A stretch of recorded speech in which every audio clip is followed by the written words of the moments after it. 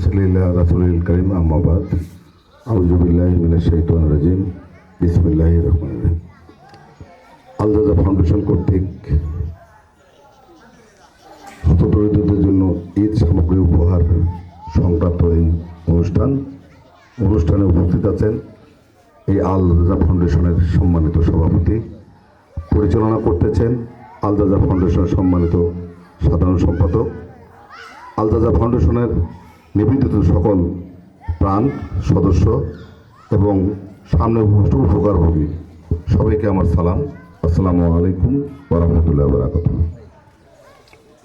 যখন আজকে আমার দিনটা শুরু হয়েছে একটা ভালো কাজের মাধ্যমে, আমি যখন বাসা থেকে আসি তখন আমাদের ওয়েলকাম গেট আছে। ওয়েলকাম গেট মানে বড়খানা ঢুকতে গিয়ে যে একটা গেট তৈরি হয়েছে, ওখানে কিছু গাছ লাগানো হয়েছে। ঠিক এই ধরনের কিছু তরুণ যুবক যারা সমাজের অনেকে যাদের পুজো রাখে না, সেই ছেলেগুলোকে, ছোট ছোট ছেলেগুলোকে দেখলাম গাছগুলো পরিচর্যা করতেছে। গাছ যতই কম মূল্যবান হোক, কাজটি তাদের অত্যন্ত মহৎ।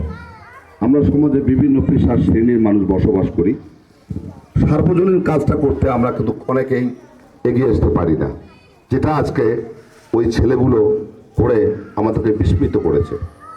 ওই গাছগুলোর কারণে আপনারা দেখবেন যে হলখানা ইউনিয়ন ওই রাস্তাটা শ্রীবৃদ্ধি হয়েছে। ওই রাস্তায় আজকে অনেক দর্শনার্থী আসে, পাকা রাস্তা হয়েছে, অনেক ছেলেমেয়ের বিনোদনের জায়গা হয়েছে, অনেকে আবার তপ্ত শরীর নিয়ে কোনো জিরায় নেয় কিছু সময়ের জন্য। কৃষকরা নিঃসন্দেহে এই কাজটা মানবতার সেবার জন্য করেছে। আমি ওই ছেলেদেরকে দেখে বলছিলাম যে তোমরা করো, আমি আছি তোমাদের সঙ্গে, যতটুকু পারি করি, আমি করিও তাদের। ওরা কলেজ স্টুডেন্ট লাইব্রেরি।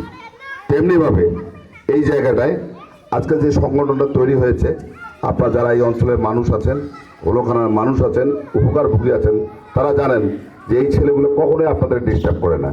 আমরা অনেক ছেলেমেয়ের সাথে কথা বলি, চেয়ারম্যান হিসেবে বিভিন্ন সামাজিক অনুষ্ঠানে যোগদান করি।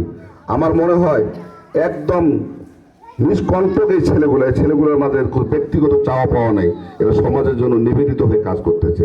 এই জন্য হলখানাবাসীর পক্ষ থেকে চেয়ারম্যান হিসেবে আমি এদেরকে সাধুবাদ জানাই, অভিনন্দন জানাই। এদের সংগঠনকে আরও বেগবান হোক, মানুষের কল্যাণে ওদের হাত আরও প্রসারিত হোক, এই আমি আল্লাহ রাব্বুল আলামিনের কাছে কবুল করুক এই আশাবাদ ব্যক্ত করি।